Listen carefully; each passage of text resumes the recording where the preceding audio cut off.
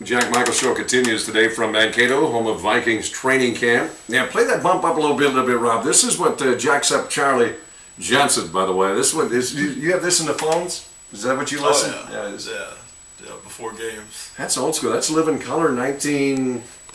Probably late 80s, maybe early 90s. Yeah, that's a good call today. Charlie Johnson joining us today, and you've been hearing his name. You heard it, I suppose, about a week or so ago when the Vikings were going to make some moves and needed some help with that offensive line. And all of a sudden, gentlemen, I'll say young man, you're still relatively young. You got a number of years in front of you. You got a number of years underneath you already, Charlie, but you go, they make the move, they grab this guy that was with the Indianapolis Colts that was busy protecting one of the greatest quarterbacks of all time, not just protecting him, but helping them chalk up victories, and all of a sudden the Colt becomes a Viking. So Charlie, welcome certainly to the Minnesota Vikings. Well, thank you, I appreciate that. It's a treat when you find out that Minnesota, and obviously these deals, and I'm sure you talked with your agent, you knew some things were in the works. Was it the initial sadness to depart from Indianapolis, or kind of an excitedness about where you were heading? What was the feeling? It was both.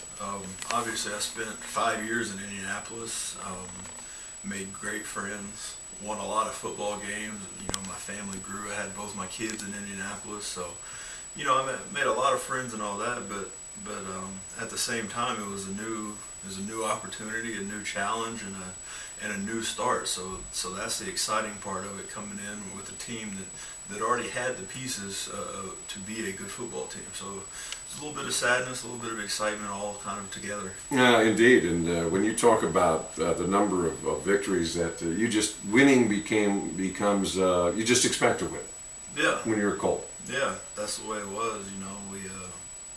You know, my rookie year we went 12-4, ended up winning the Super Bowl, and next year we won 13 games, and then 12 games, and then 14 games. And, you know, it just kept going and going. So it kind of became expected to winning football games, but with what comes with that is how to prepare. Yep. To win football games, and I think that's kind of where the consistency came from. Charlie Johnson joining us today on the Jack Michael Show live from Mankato. Charlie, one of the newest additions to the Minnesota Vikings this year. You'll see him on that offensive line.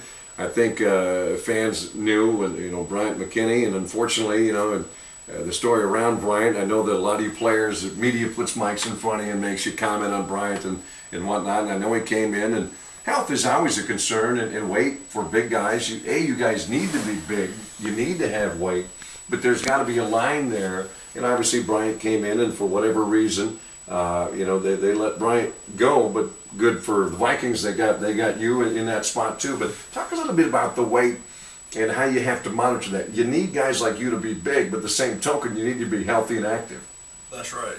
And as far as Bryant's concerned, I can't speak about it because I got to meet him, and I'd never met him before, so I was around him for 2 or 3 days. Yeah. So your cars were passing in the night. Yeah, so I can't speak about that. But you do have to kind of control yourself. You know, we're already big guys, and a lot of times, guys like myself, we really aren't supposed to be as big as we are. So once you start putting on the weight and getting big, you have to manage it, you have to maintain it, and you kind of have to watch what you do and say, because like you said, not many people are meant to be over 300 pounds. So in order to do that, you have to control it, make sure you eat right, you lift right, and all that stuff to kind of maintain it. Not many quarterbacks are 260 or whatever Donovan's going to nowadays too. Boy, I saw him this morning too, and you forget how large. You look at old school quarterbacks, and the guys had cannons and they had big arms, but it was more that sleek body and that. And boy, the quarterback position has changed over the years. Vic is a physical specimen. Donovan's a specimen, but he looks like a linebacker. These quarterback shapes have changed over the years. Peyton Manning looks like the old school, sit back in your lounge chair and sling balls all over the place. Quarterback spot has changed. It has, and I think that's just kind of how the game has evolved over the years. I mean, if you just look at every position, back in the 60s and 70s, offensive linemen were 230, 240 right. pounds, and just kind of as the game has changed, everybody's gotten bigger, faster, stronger, and so that goes along with the quarterbacks. You know, some of the quarterbacks now are 6'5", 6'6", 250, 260 pounds, and are solid and look like defensive ends are kind of built like that. So it's just kind of how the game has evolved. And for you, let's go to that defensive side of the ball. You get defensive guys that are 6'4", 300 plus, or 6'5", 330, 350, and speed. And then you've got hybrids now in the NFL. This hybrid guys that could play on the outside of the linebacker spot, could step up, be a rush defensive end, and then the defensive side of the ball. And of course, you're on the other side trying to keep those off your guy quarterback or open up holes for your running backs. Talk about how the defensive lines have changed. They've changed a lot. I think you've kind of seen it throughout the probably the early 90s or so. There was kind of more 34 teams, what we call like 3-4 defenses, with the 3 big down linemen and then the 4 backers. And then it kind of evolved back to the 4-3, your standard look. And now, this part of the decade they're kind of back to those hybrid defenses, the 34 defenses.